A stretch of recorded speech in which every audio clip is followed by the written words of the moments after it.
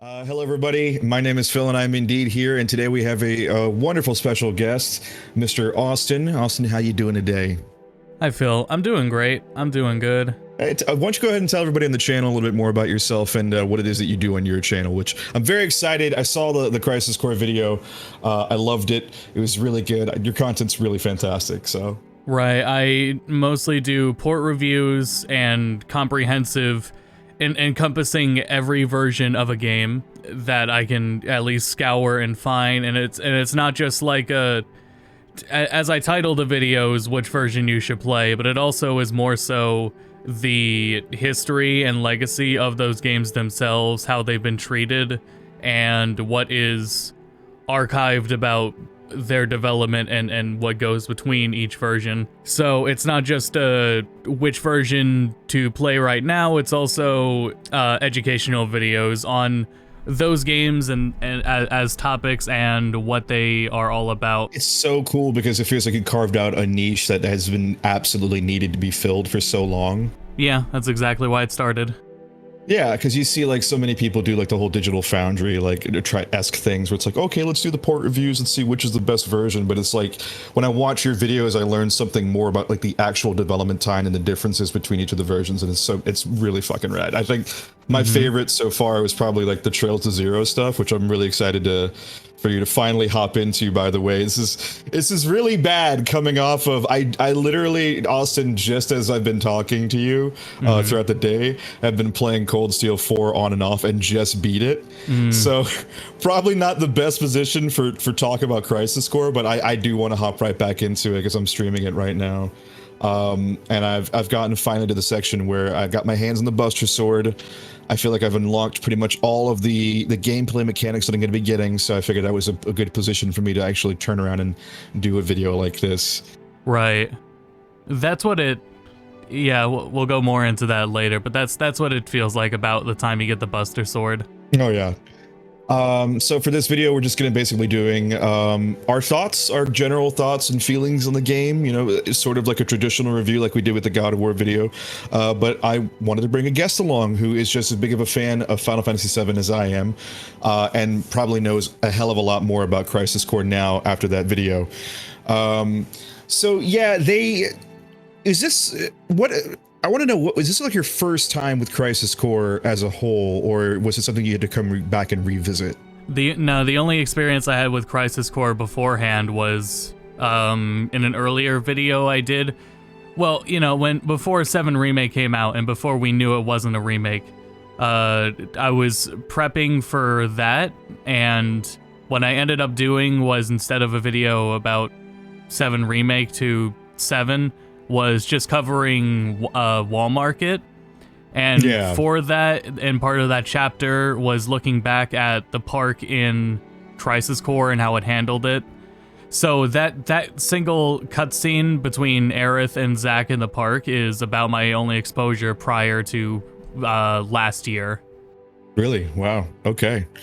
Yeah, I think I've played Crisis Core on and off for years because I never had access to a PSP, and then you know the heyday of emulators really started coming out, and when I got hands on a PC, so I would actually sit down, emulate it, and beat it front to back. I think in 2020, actually, I think was the last time I actually ended up streaming it. And I gotta say it holds a spot in my heart. Like I do genuinely feel like when I played the original that I go, yeah, you know, the storyline is absolutely asinine in a lot of parts, but Zack really carries that out. He carries everything so well. He's just such an amazing character. And it's so cool to have like what feels like a straight man character in a world gone wrong with so many different crazy anime things happening all at once, and it's very fun. Yeah. Other than that, I think playing Crisis Core has always been like the biggest problem. I don't want to give Tabata so much shit. I think Tabata has the same problem. Like Yoko Taro, right? Like they both have the same problem where you just need to. They have great ideas. You just need to get like someone who can also create good game systems. Exactly. To get in there and help them. They need someone to give it a final pass over. Yeah, absolutely. Like when Yeah, the later content of 15, the post game and the DLC are phenomenal gameplay wise, and Forspoken probably gameplay wise could be really solid. It feels the more on hands Tabata is, the more it just needs somebody else to look over it. Yeah, he has really good ideas, and I definitely see what he was going for in the original, but coming off of playing this and how much more effortless it feels to actually get things done and how much faster everything feels in the game, it's just insane. But we're kind of skipping ahead to a certain part. Since this is basically your first foray into it for the most part, let's talk about the story, the general story of this. Of course, it is a prequel to Final Fantasy VII. I think it takes place about... was it 4 years? 7 years. It starts 7 years. 7 years, and then the time skip when they are taken to Hojo's lab. Right. Okay. I was trying to figure out what the timing was for that because I knew. Yeah, because that's the plot twist. Is it's been 3 years he was in there, and then and then it's 4 years to the start of 7. Right. I was trying to remember what the timing was of it too.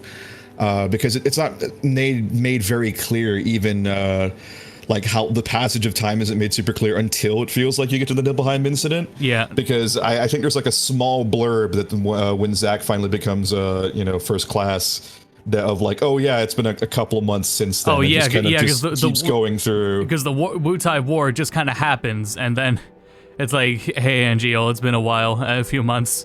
By the way, that first skip.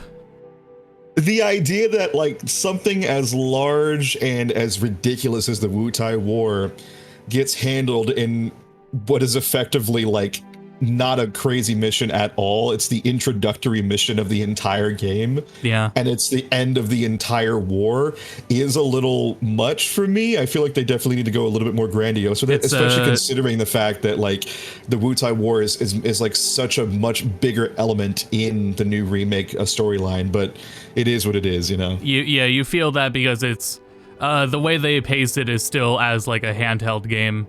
And that's felt later when the entirety of the Nibelheim incident can be dragged out, especially by finding the wonders throughout it, where your objectives and where to go is super simple, and following Sephiroth into the inn and out, but the wonders make you stop and talk to a kid and then wander around everywhere before even progressing the story. So they hit you with all these side things to make the Nibelheim incident itself longer, when that was also something super significant, and if you ignore those side things, it's not as long at all. Yeah, it's very strange. So when they do the Nibelheim incident again, it's probably going to be a lot longer. It'll probably be like a whole chapter of actual gameplay moving on.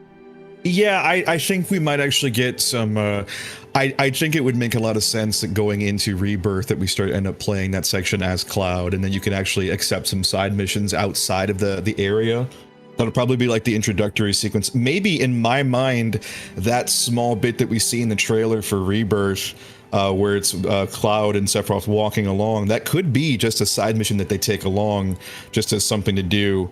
Like an introductory sequence to the whole game and what have you. That'd be pretty cool. I don't know if I would... Well, remember how they... this is getting off topic. How they structured side quest was... There are 3 main locations in 7 Remake, and the side quests were all centered around there. So I think they'll pad it out with something to get to introduce to Sephiroth, since that'll be, if you didn't play Crisis Core, the only part of him, that the only exposure to him as a normal person, as it was in the original. Your most exposure to him is that as a normal person before he goes off the rails. Yeah. But they also in Crisis Core, it still gives you side quest even while Nibelheim. You still have to progress that side quest while Nibelheim is burning down.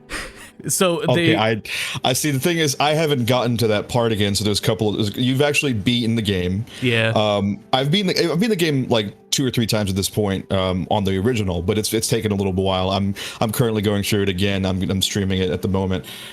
So I completely forgot that while everything is burning down, that's still occurring. Right, and you will have to. You got to go into a burning house and get someone, get the kid that gives you the wonders. You got to save his mom from the burning house. But the idea that you have to stop in the middle of Nibelheim burning to take care of a side quest really quick, I don't think we'll see that again. Oh, thank God. Like I said, Crisis Core is a lot of things, and the story isn't what I would call incomprehensible by any means, but I do think that, especially with there being little to no actual script changes from here to now. Yeah, very little. I am so proud of SquareEnix's new localization talent really going to town and making everything feel like actual conversations are being had. Because once again I have to point out that everyone speaks, it feels like everyone's speaking in prose, and I was almost wondering if that was on purpose, because that there's a very large element where they talk about Loveless, which is a play that has a huge history in the world of Gaia. So for Genesis, it's on purpose. Yeah, at Genesis it totally makes sense, but then you've got people like Angeal who are he's consistently waxing poetic all the freaking time. Yeah. And then everyone else is just kind of like along for the ride, and it is what it is. I honestly, my favorite part of the original Crisis Core storyline was always going to be Zack. Like I said earlier, it always felt like he was just like the straight man in this world of absolutely crazy anime, like weeb lords running around just complaining about all manner of degradation or what have you. For people that started with 7 Remake and didn't play the original, their favorite things about it are the characters. And that's at least a strong suit of going from 7 Remake to Crisis Core Reunion, is Zack's character still shines. Even with as little rewrites as there were, his character still shines through. So if you played 7 Remake, you are good to play Crisis Core just for Zack. You do get the general idea, the gist of who Zack is, like especially within Reunion. I have some thoughts on the VA. I'm actually curious to hear what you say about that, but when we get there, we will.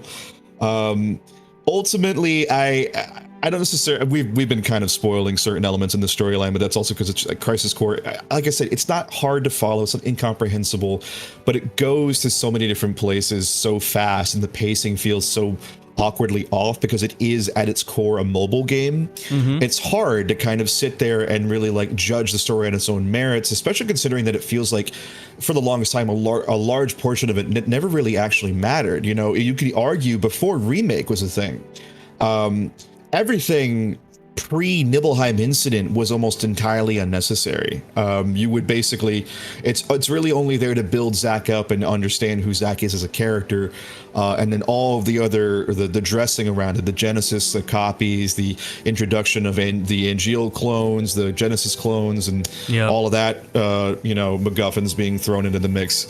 These are all things that like they make sense now, especially considering we've got confirmation in Remake that the Genesis clones are a thing. So right,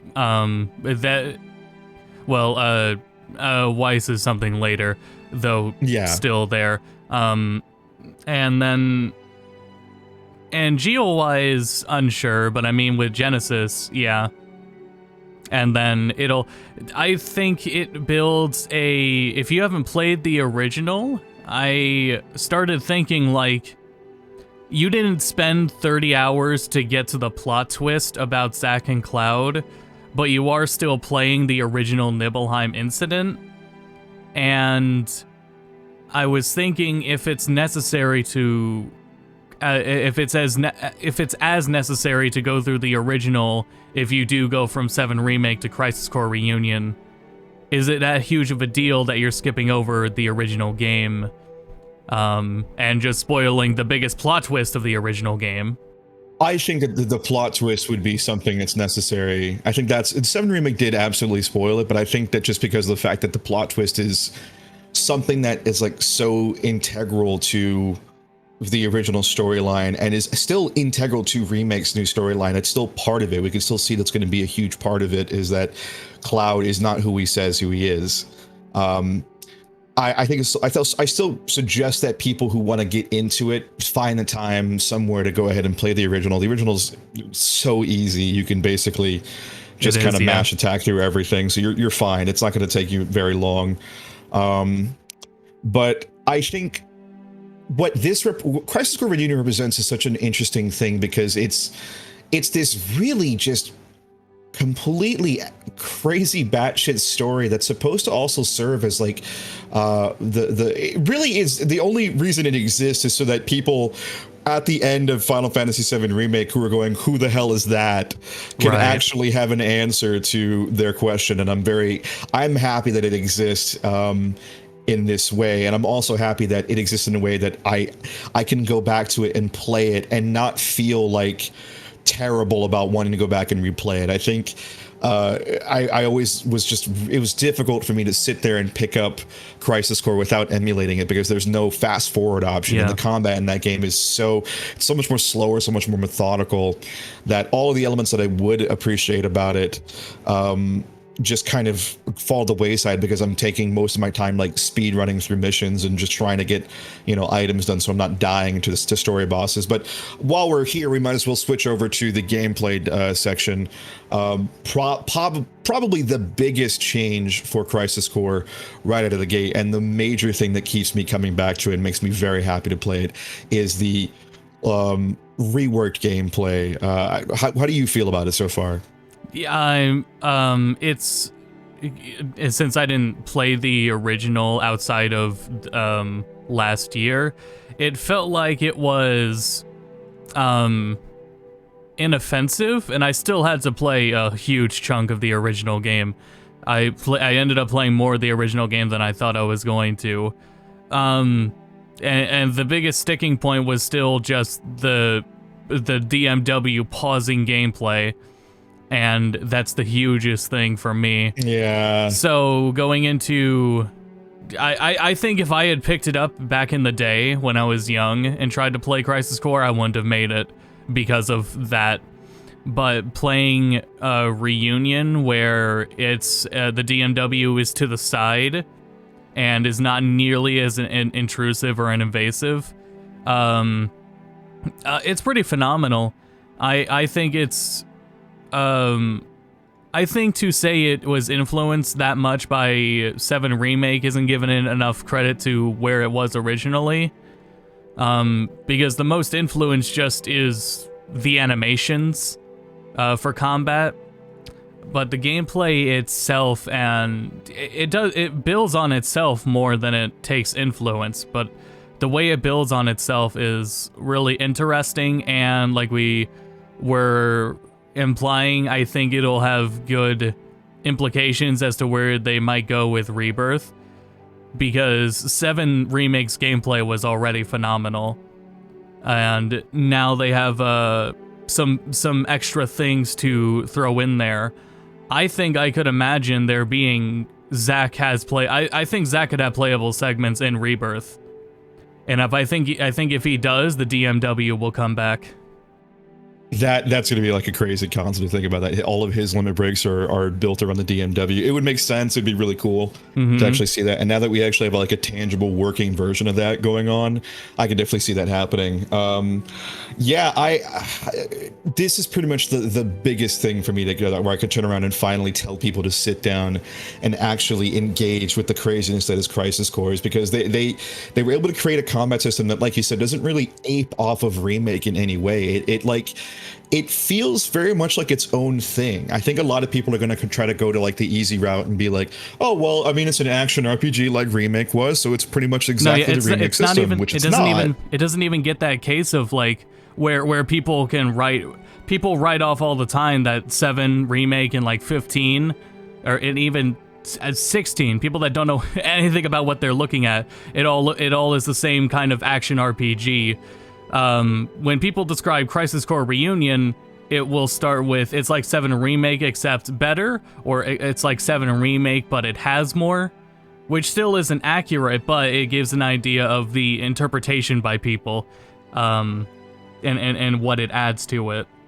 It's not redoing it. It's not rehashing it, rather.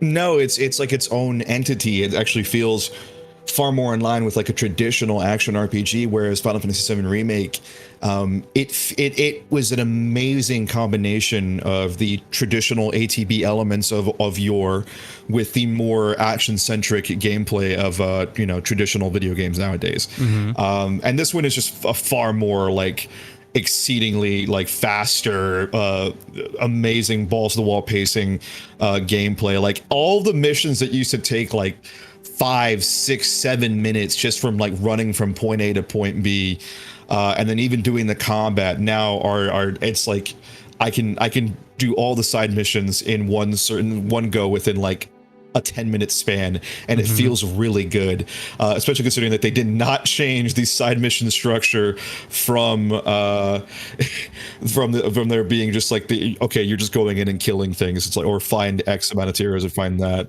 It's the exact same game in that way. When Japan does this, and every time a Japanese developer does interviews about their handheld games, it is always from the perspective of somebody is on the train and they have a few minutes to kill. And we can't really relate to that. We don't have public transport like that. No. But that is like the core theming to things like the Game Boy, and it goes on to the PSP, and even up to 3DS and now Switch. But it is they designed their handheld games to be playable in bite-sized chunks.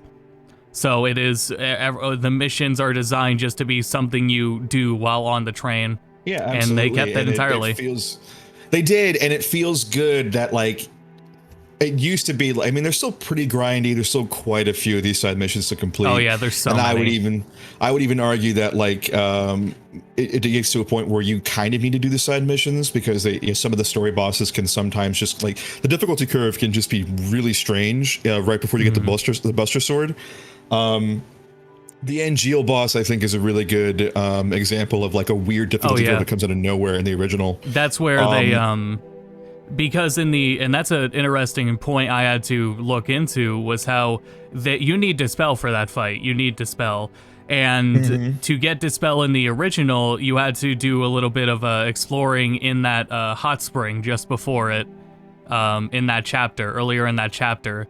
And in Crisis Core Reunion, they put Dispel. Dispel is still in the same spot, but then they also put an extra Dispel earlier when you're doing the stealth minigame. So, and that one is right on the way to where you have to go, so you're gonna pass that chest anyway. So they were making sure more people had Dispel, not even as like hinting to people that you need Dispel for that fight, but just making sure you had it for it. And like even if you miss the little secret in the hot spring area, you would still have Dispel. This game is just rife with so many good quality of life adjustments. The ability to actually sprint, the ability to, when you're doing materia fusion, you can actually see the results of the materia. I think that was the wildest omission from the original. There's a lot of changes that I felt were like, in the way combat works now, some of the changes make sense, but there are a few quality of life changes that also just would have made more sense if they were in the original too, such as that. It does feel kind of like they sort of took features that were on the cutting room floor and they were going to be included anyway at some point, and we're like, well, screw it, we'll just throw it right back in because it totally makes sense. Like, why don't we have the ability to see what we're making with the materia fusion? It shouldn't be this like, in a game that's already consistently working off of RNG with the DMW and leveling up, we shouldn't have this like powering up process also be basically RNG for people to a point where you have to break out an Excel spreadsheet and then see all of the freaking combinations, and which still works, by the way. If you can still use that old PSP guide that people have, because the game is almost a 1-to-1 remake or remaster. This game, I think, has poisoned the well in terms of that discussion, by the way. I don't know if you feel the same way that I feel, where it's like it's so obvious that it is to me, it's still a remake, but it is a Right. remake in the truest sense of the word.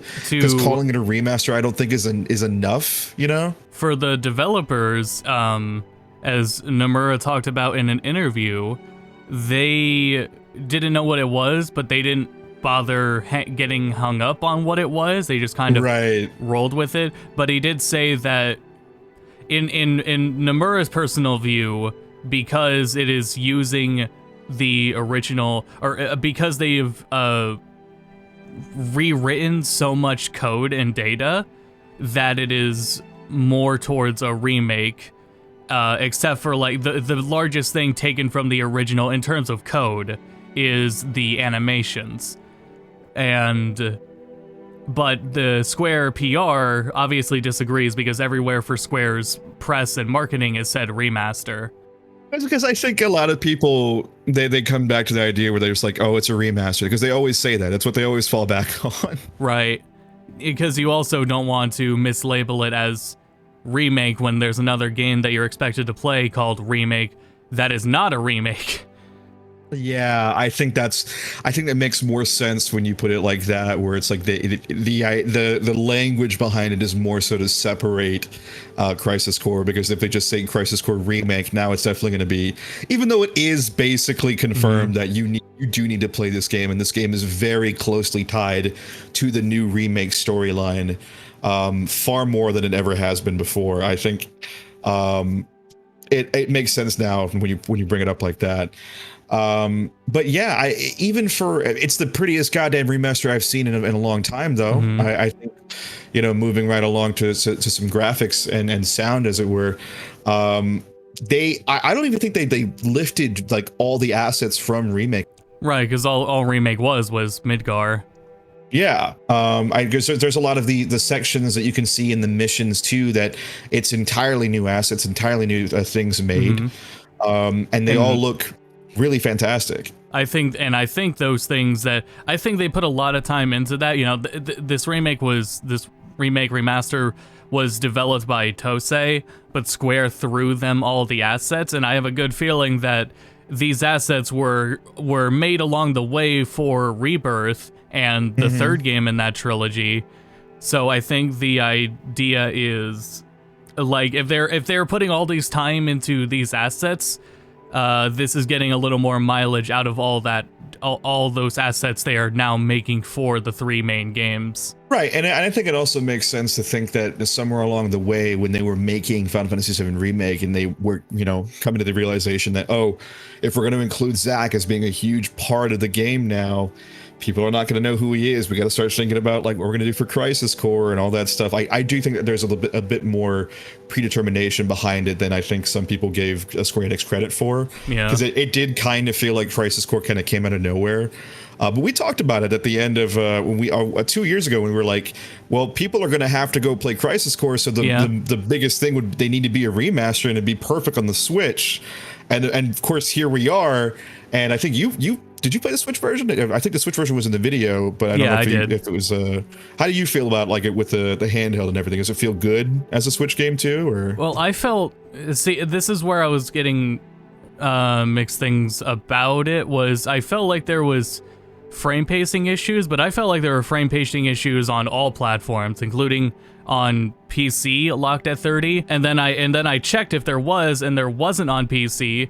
I'm not sure if there was on Switch. It didn't feel right to play at 30 FPS, basically, to me. Yeah. And it's really hard to gauge how that is, because data-wise, there isn't that much frame pacing issues, but it feels like there is. So I have been enjoying it more on Steam Deck than on Switch, but it's still a different. It's still a good way to experience it. Yeah, absolutely.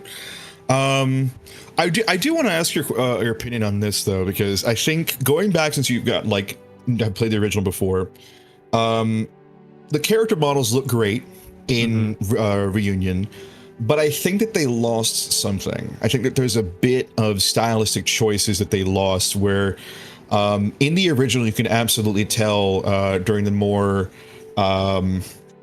the more like well done or more animated cutscenes, you can actually see that there's so much more emotion that kind of comes through in the faces, and they feel a lot more in line with like Tetsuya Nomura's original character designs. Yeah.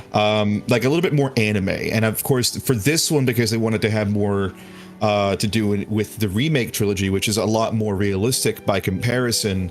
It seems that they basically turned every single human being in this video game into a far more realistic version of that. And I think that like there's something that actually got lost there, because I would have, for me personally, I would have loved to have seen those faces still come through and look as good as they do now, just with, you know, amazing quality. But I don't know if you feel the same.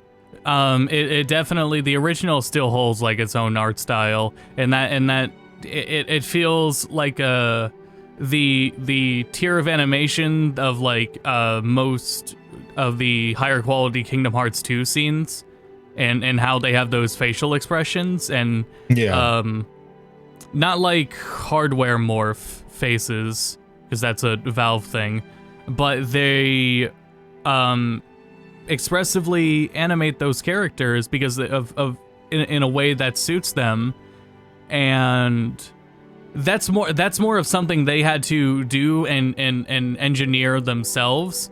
With the way their faces are structured now, every character's face builds off of the same like facial skeleton. And so everyone has, like in the original game, nobody has like the same sort of modeled head, and in Reunion and in most modern games of that style, that's not the same case. Usually they have rigs that can safely transfer things between them. I mean, it's just probably better for workload and just making things much easier to do from place to place. And so there's moments in Crisis Core Reunion that are pretty expressive, but they are not anime faces, so you wouldn't want to see them stretch as much as they did in the original anyway. Yeah. So it's capped at that, but so yeah, the original has that a sort of advantage in its art style and appearance.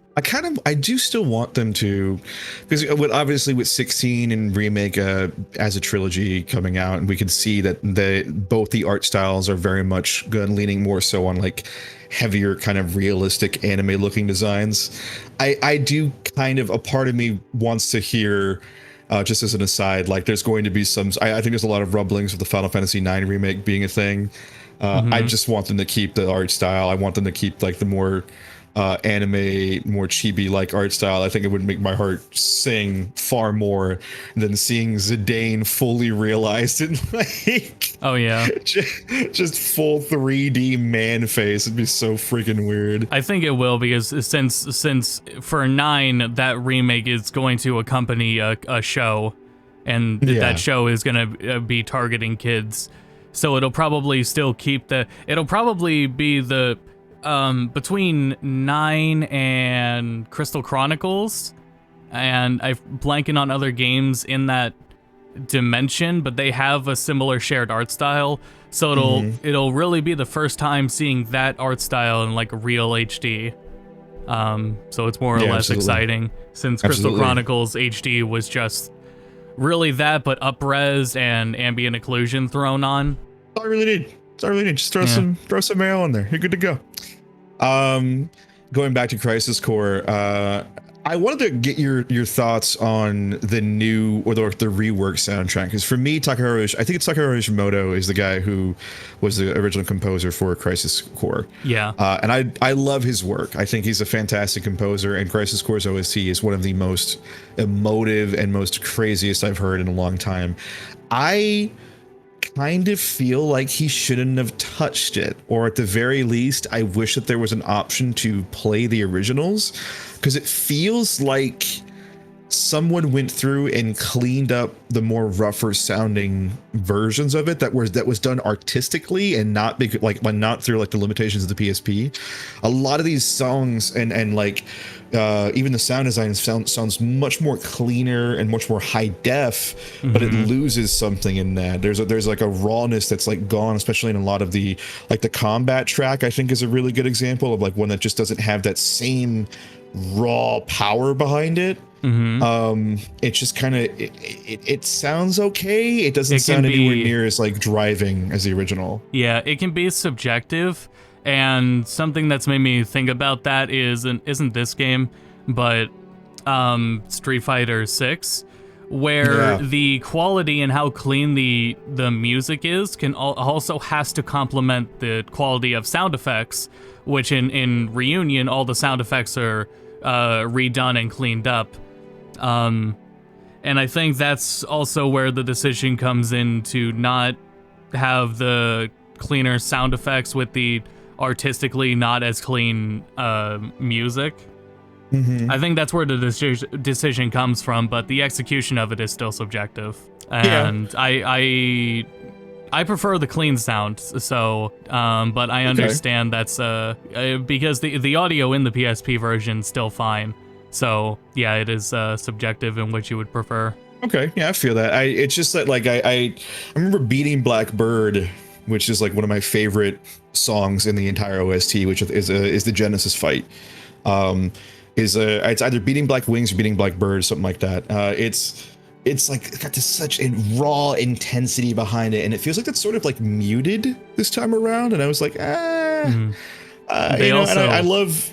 Anytime Mishimoto does anything, is incredible. Like most of his work has been absolutely phenomenal. But like, and here I'm just kind of like, I could have just left it alone and been fine for me personally. They also have to consider the hardware because it also had that sound to accommodate the PSP speaker, and they design how it sounds. Like it's not like in full productions like what they did this time, where they have to test how it sounds on Switch speakers, monitors, and headphones. You could still put your headphones in a PSP, but the main way to hear it was from one specific kind of speaker. Yeah, absolutely. Yeah, no, I feel that. The only time that really bothers me in games is if it throws off the timing. Like in Final Fantasy X for the new OST, there's timing to the music, and that timing in the music is off in the remasters of it. Oh, I never knew that. Yeah, because I always play with the OG whenever I go through Final Fantasy X. Even in the remasters, for the OG tracks, they're off sync from cutscenes. Weird. Bothers the hell out of me. That is really bothersome. Speaking of things that bother the hell out of me, I haven't spoken to you about the. I mean, I've talked about the VA before. We've had conversations about it in DMs before. Now that you finally have sat down long enough and gotten your grubby little mitts in the game, how do you feel about Zach's new VA? And the reason why I feel so strongly about it is because his voice direction. From remake to the integrate cutscene to here has been just mind-numbingly confusing. So my whole thought process was he sounds like that because he's much younger, and when he gets to post Nibelheim incident, he's going to sound like he did in Intergrade, which sounds completely fine. But apparently that's not the case. So how do you feel about it? What I think happened was thinking of it as on paper for Zach, and when you're getting the description of him of someone that's already done, and you're taking it to voice direction, Zach is so carefree and happy-go-lucky, and you have that personality, and then you also have that this game in particular has some exaggerated animations, and it is a little more anime-esque in its presentation and everything, because everyone is so more expressive. Everyone is flailing their arms everywhere at every expression. So on paper, the description for voice direction would be something like they're happy-go-lucky, they're really expressive, and the thing is how much of a straight man and happy they are, and optimistic rather. And tackling everything like that, and having pride in what they're doing, to a fault, completely to a fault, and also they have to be a little bit extra expressive because they're in a game that's animated like it is. As you were saying, I think that's the addition in voice direction that was added in from Intergrade to here, was that because this is remastering the PSP game, a game where the cutscene animations weren't touched, and so Zack is flailing his arms like everyone else is. So on paper was told be more expressive, and in execution, that's what it seems to be the key differences between the old voice actor and the new one, is he's hamming it up more. Yeah, I can definitely see that. I mean, I've always, when I'm talking about his voice on stream, I've explicitly said, like, you know, all of my faults, all the things that I feel personally about the direction do not fall, like, the blame is not on the voice actor. It's almost always going to be on the director. Yeah. And whoever's in the booth basically telling him, like, oh yeah, no, this is fine, this is fine. And I think it made sense too. So it's still a voice direction thing, but you can understand where they were coming from, at least on paper. It was just executed poorly. Yeah, I think I get what they were going for, and like I said, if it was just the idea that this is a younger Zack, and we haven't heard anybody. Yeah. Because the same can be said, because Cody still comes back for Cloud, and he plays a younger Cloud, and he makes his voice far younger, and he's great. He still sounds like Cloud, but you can hear that he's absolutely trying to be like a younger version of that. So I'm hoping, and I've seen like the end cutscenes, you know, for Crisis Core Reunion, and I was hoping that like it's going to go right back into Intergrade, where he sounds like a normal person again. And it just, when it didn't happen, it made me wonder, like, are they really going to go through with this in the Rebirth voice direction? And I really hope that the amount of, and I want to stress enough, they've gotten the feedback. I don't think they're going to. Yeah. I want to stress enough, I don't want to like throw hate at this guy, because this is the same guy from Intergrade. So like they already picked him up for Intergrade. This is going to be Zack. Like, he is Zack for sure. Fun side note, I didn't know you know this. He's Timmy Turner. Did you know that? Someone told me that the other day, and it was, yeah, he's Timmy Turner in like the new live action series. I mean, the whole remake cast got a lot of shit, and also a lot of love because of how many voice actors in remake are from Teen Wolf.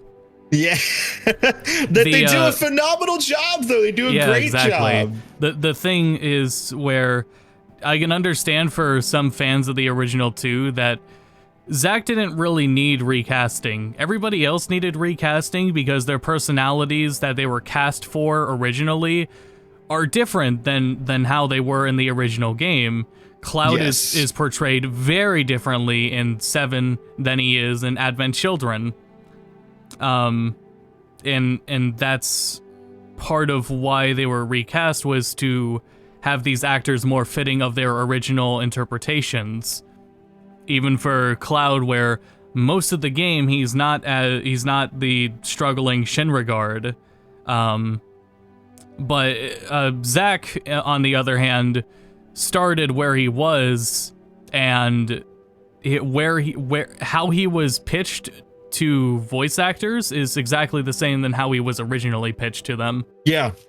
I mean, it helps so much that like Rick Gomez was the first person we heard give a Zack life through voice, you know, because before it was just some random dude with spiky black hair in FF7, and we kind of like, oh, that sucks. I don't know who the hell this fucking guy is. And if anyone hasn't heard parsed what I'm talking about, it's also because the Japanese voice cast was not recasted.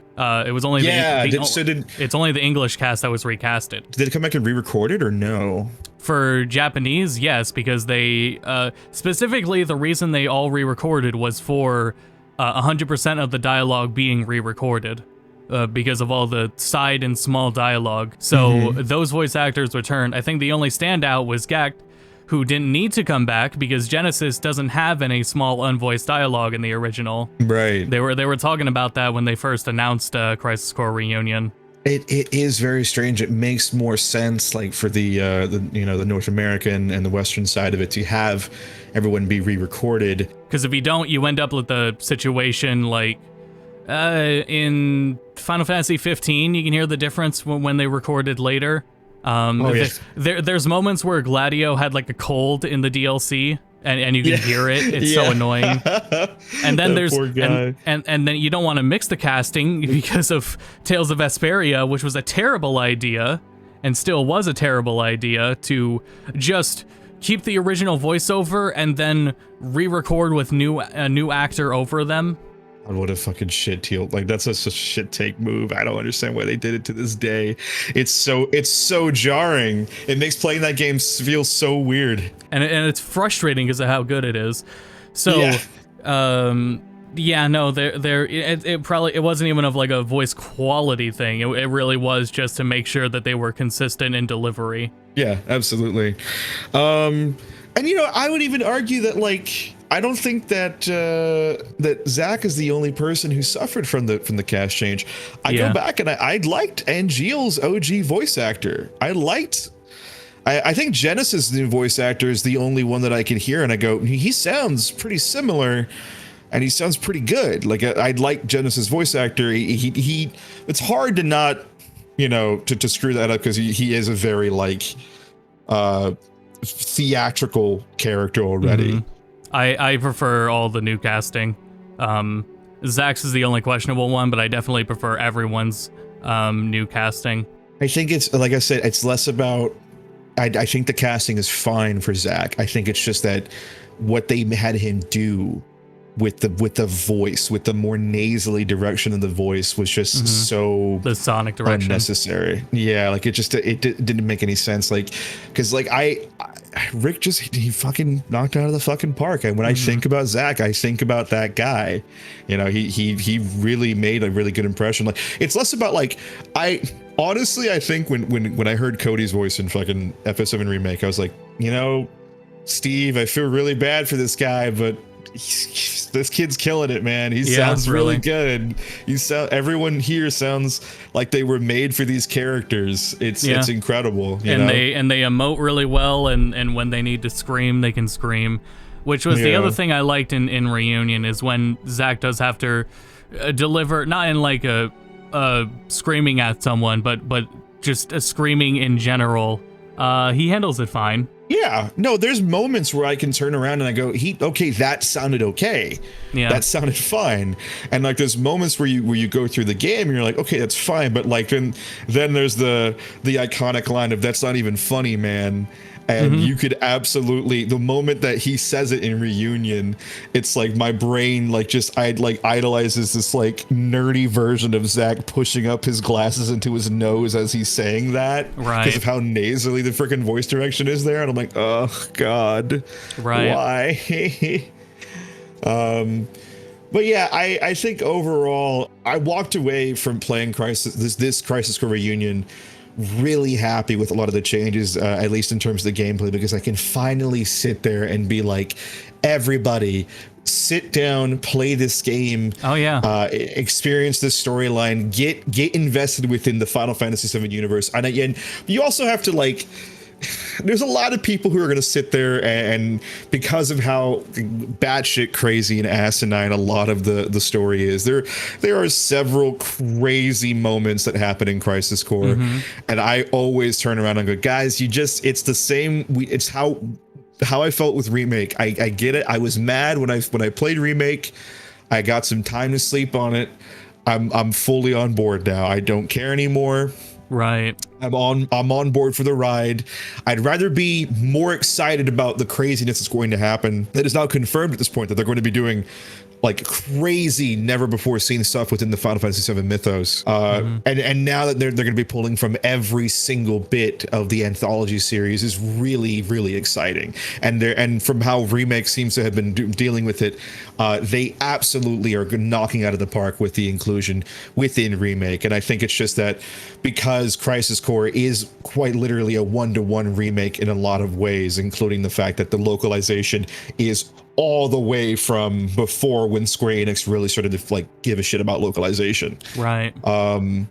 it feels like a game trapped in time with a new coat of paint, and it's so unique in that approach. But at the same time, all of the new changes are just like, it just feels good to play this game. It's like a visceral, you know what I'm talking about. You get a game in your hands, you're like, oh god, it's like butter, baby. You're just like because doing combos, like doing the backstep with the magic cast is the coolest fucking thing, Austin. Oh my god, that needs to get put right into Remake. That needs to either be like a thing that you unlock where it's like, no, you can cancel out of the combo to cast, and it like you get some back, like you actually can position with it too. Oh, it's that's so rad. That's always my thing going into these action games that play really well. It's like, how do they grow on this from here? And that's why it also felt like Crisis Core Reunion was a necessary experiment, so they could find out where they could go from there, and what mechanics and things to revisit for the next game, especially because they have to rebuild progression from the ground up. Since nothing transfers from the first game, they're leaving Midgar with nothing but their original equipment. Yeah, with maybe a couple of like materia slots in there, you know, just to make sure, because Cloud's a mystic knight and Tifa's a monk and blah blah blah blah. Yeah, they're gonna have like the materias that make sense for them. And I'm just really excited to see. I think the one thing that I want them to, because when we talked about like, oh, materia sets would be so killer, and they brought them in Crisis Core and Reunion, and they work pleasantly. My issue is that I sat there and I was like, you could just put this on a button. Just give me two to three sets combat, and let me cycle. Swipe through a mid combat. Like, let me do that. Yeah, and then I feel like that's something they need to include. What was it with Kingdom Hearts? They made it so you could just cancel between forms. I think it's Kingdom Hearts 3 I'm talking about. Not forms, but no. A better example that I know what I'm talking about is Lost Judgment, where mid combo you can swap between Tock's different forms, and you do that after juggling the enemy, so mid juggle you can swap forms to handle it differently. Oh man, because you know what I'm thinking of with the whole you slice with the Buster Sword, then they take the Reunion back steps, you cast a fire, you juggle that guy, and then switch over to another materia set, and then keep the guy in the air with the lightning. Right. Dude, that would be fucking wild. That'd be so cool. We should reset our expectations for 16, because 16 by all means might do something to that degree, since that's probably going to be a more combo oriented thing. Oh yeah, I mean 16 is going to be that's a whole nother conversation, but like it's got like the forget the gentleman's name, but the battle director is the guy behind Dragon's Dogma and DMC5. Like holy shit, like that's an amazing get. And I'm sure, and every time we looked at the combat, dude, that I still don't know how to say it correctly, but that Zentetsuken, like holy shit. And the I also think that the Buster Sword proficiency mechanic and the perks that come with it for the Buster Sword those have so little influence on like the balance that I think those were definitely experiments for 7 Rebirth. I think in 7 Rebirth, in 7 Remake, you can use the Buster Sword the whole way because you can upgrade it. I think in 7 Rebirth, it'll be something similar where wielding the Buster Sword, you have those unique traits and actions you can do, such as breaking the damage limit and going into the form, what was the other one? Ignoring barriers. Those aren't like really huge deals, being able to just pierce barriers and everything. So I think that might be how they handle equipment in 7 Rebirth, and I think this was clearly the experiment with it, because it really has no like control or sway in the balance. It kind of should, because it means you can break the damage cap midway through the game instead of at end game. In Crisis Core Reunion, that makes it a huge deal, and how you can use that to start trivializing starting at mid game when you get it. Yeah, no, absolutely. What I was thinking was that what they could do with that whole proficiency thing is that like the equipment for Rebirth could be, how we had like the ability to level up our equipment in Remake. Well, we could probably still have like elements of that in play, but you're going to pick up weapons, and weapons are going to have like unique properties to them, as opposed to just like, because like most of the time every weapon just kind of turns into a stat stick that you can turn into whatever it wants. Like they kind of allude to the fact that you can predispose certain weapons towards like, oh, this is your casting weapon, this is your physical weapon, but ultimately all the stats when you level up from you know front to back make every single one of the weapons pretty much the same, with like, you know, a couple of the stat points are negligible. Right. They're all viable at niches that overlap. Yeah. So I feel like what they're gonna do for this one is they're gonna try to give weapons far more identity this time around, where it's like you can still do that, but like now there's gonna be like the Necromosis, I think it's called. I forget how it's like specifically called. That's going to be a thing that we actually see brought from Crisis Core Reunion into Rebirth, where you can actually get, because of the fact that you're a Mystic Knight and you're supposed to be casting spells as Cloud, that you can actually get more MP by killing an enemy, and then, okay, now I can start casting again. Yeah. We're definitely going to see a lot more stuff like that. And then obviously with Intergrade showing that there was combo attacks in there, which we said immediately, boy howdy, they better add some combo attacks between characters, and they did. I don't know, Austin. Some people on the channel, since obviously I don't upload here at all, and now I'm going to start trying to upload more stuff this year. You guys don't know, Austin and I have been pretty goddamn good at predicting literally every single mechanic and thing that's going to be added to Final Fantasy VII through Remake for like the last 2 to 3 years. Outside of what we talked about here, I was also going to say for you were saying the combo attacks too, because that's like a staple now, since 15 did combo attacks so between characters so well, and I think we would see more of that, and I would want to see more of that because we can get some of those between Cloud and Zack.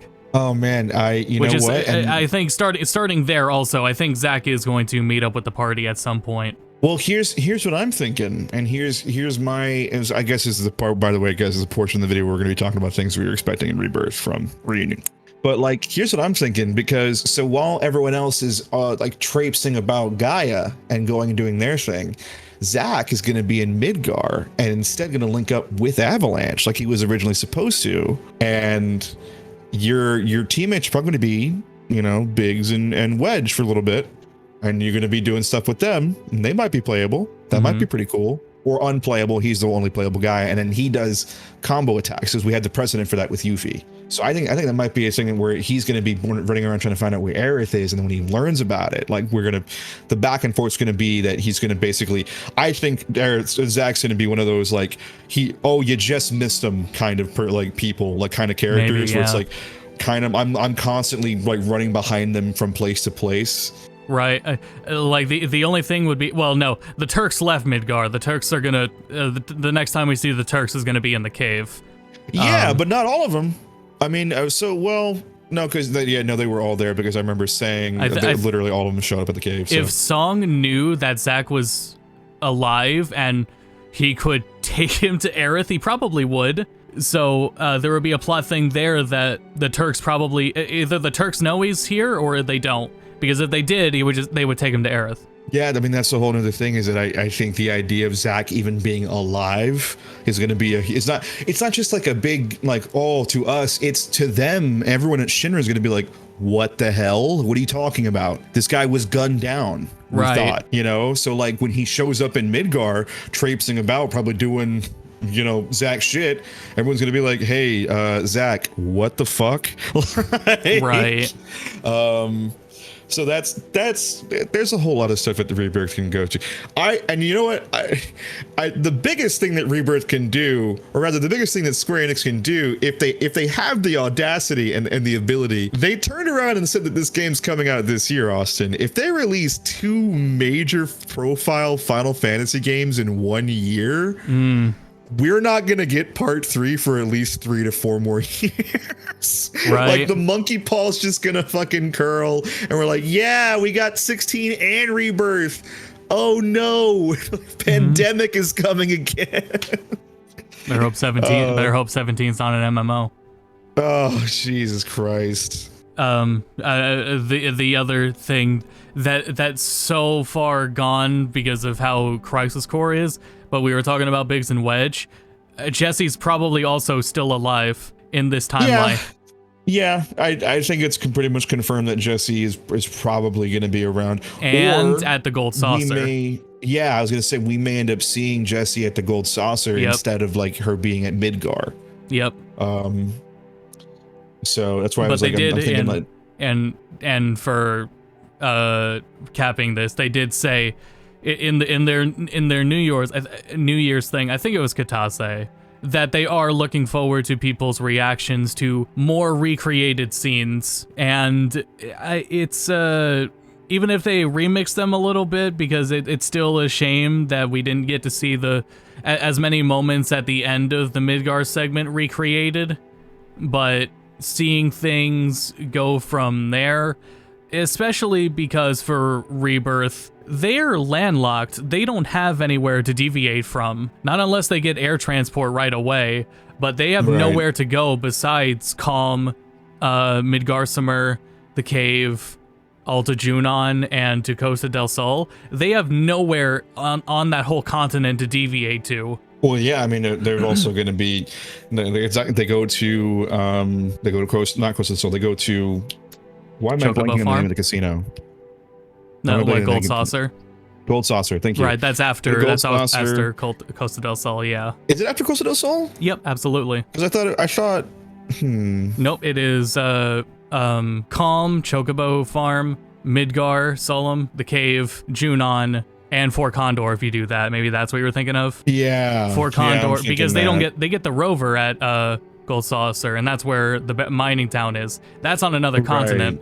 They start there, and then to Junon, they take the boat, which, by the way, the boat is modeled and it's in Crisis Core Reunion, so they've already made the boat. So the boat the boat goes to Costa del Sol, and that's when they get the phones, and that's when the party that's when you're able to change party members for the first time. That boat fight. Well, Junon's going to be a crazy just in and of itself. That's Junon's going to be chapters. Insane. Yeah, probably. Like it's just too big to be doing. That will be one of those points with side quests throughout it. Yeah.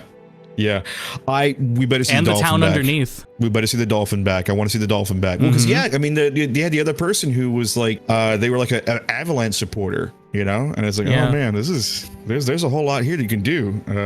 I don't know where they're going to end on. I'm leaning now more because now that we've got to confirm it's going to be a 3-parter, they could end at the ancient city. But it's going to be such a long game if they do that. That or like a lot more sections that we thought are going to be like, you know what? I can definitely see the Midgar Zolom section being like a huge linear Uncharted-esque like set piece. I think it has to be culminates in a boss fight, because that is supposed to hit you hard when you walk through on the other side of the before the cave. When you walk through on the other side, it's like, did Sephiroth do this? Yeah, we spent all this time doing this fight for the last hour. It was its whole chapter, and that's you've already know Sephiroth's power. That's still something to reconvey, is how powerful he is at this point, being merged with the planet, and what you saw, or what you were seeing there physically isn't actually Sephiroth. But yeah, so the power there to convey is a lot. Oh yeah. Well, we're coming up on an hour and 5 minutes basically for my recording, so I want to start kind of winding it down, because I'm sure my editor is going to be like yelling at me. This is the longest video he's going to be working on, but that's, you know what, it is what it is.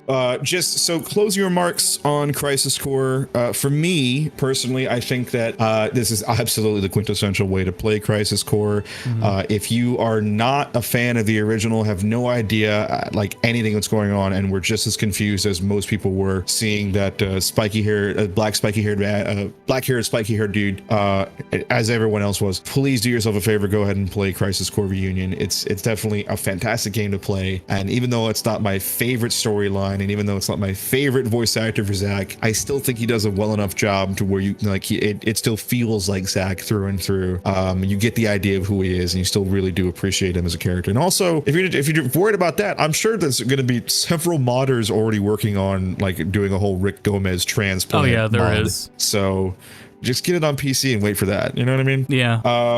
And then obviously before I ask you for your closing remarks, I did see you sneakily tweet that Katase, I'm waiting, with that copy of Dirge of Cerberus hanging in the background. I'm like, oh, you little shit. No, don't you dare.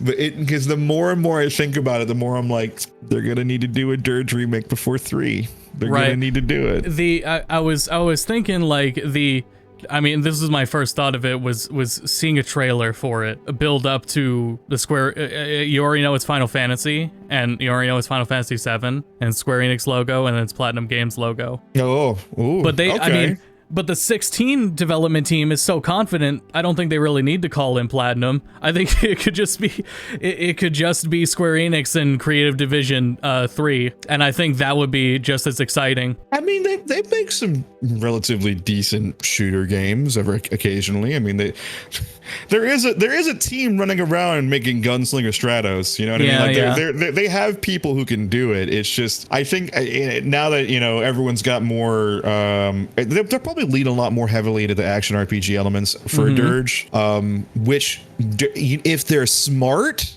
Dirge will be, well, I mean, if we don't get our hands on Vincent, right? If we don't get our hands on Vincent in the Rebirth, which I'm not entirely sure about, we might need to, because I mean, I'm trying to remember when you go back to Nibelheim, was that before or after? It's definitely before Ancient City, right? When you go back to Nibelheim, and that's before the Ancient City. Yeah. So you go there afterwards. So the characters that would need to be playable, or at the very least talked about, would definitely Yuffie's going to be playable. They already have her all made and ready to go. Red is going to be playable, and then it's either a toss up between we end on Vincent or we end on playable Sid, or Sid turns into, or either one of these guys turn into, like, it's just the guest character that shows up. And then what they could do for Dirge is be like, okay, this is how Vincent's gonna play in 3. Which I think would be really cool. But yeah, what do you say? What are your closing remarks? It is, Crisis Core in general hits a lot of bullet points for me, because I like the way it handles side missions is become my favorite thing about games like Battle Network, some of the Mega Man Battle Network games, which are some of my favorite games ever.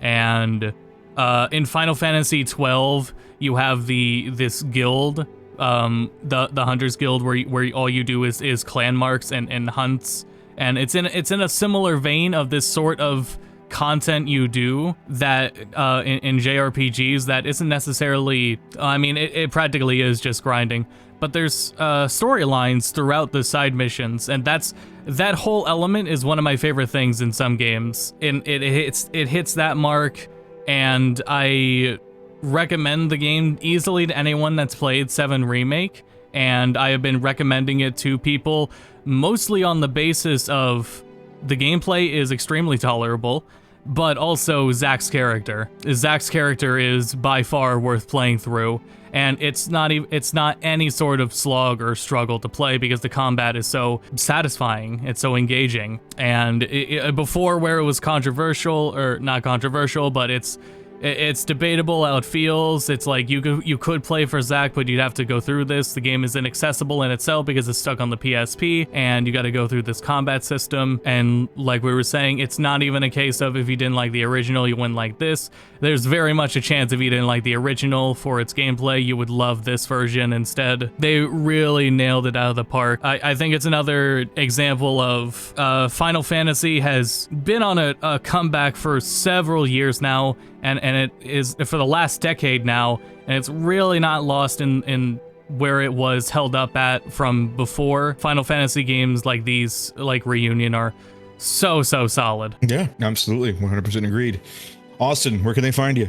Anywhere at Austin SV, on YouTube primarily for more videos covering. I covered Crisis Core and as many differences between PSP and Reunion as I could go over.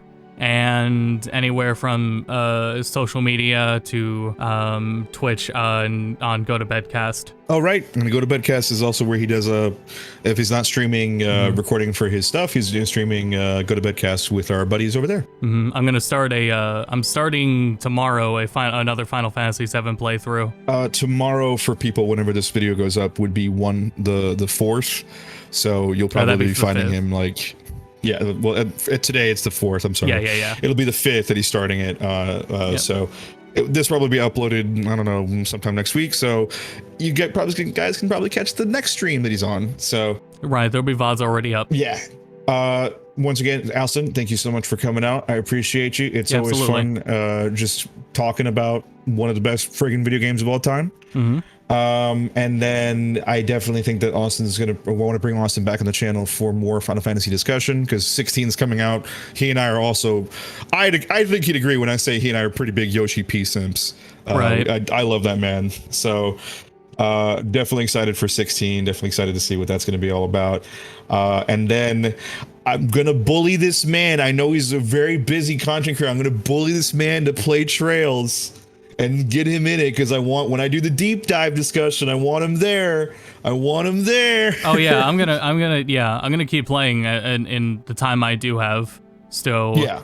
Because Zero really made an impression on me, and to my understanding, it only gets better from there. Oh, and like I said, Azure's literally shot up to my top 10 of all time list. It's so good. Yeah, that's crazy. It's such a good game. But anyways, thanks so much, everybody. Wolfen, just do the closeout. You know how it goes, baby. Put your credentials all up on that video. If you guys liked what you saw, I guess do the YouTuber thing, the like, fave, subscribe, comment, whatever. You guys know what to do. We're getting out of here. I'm gonna play some video games. Bye. Bye-bye.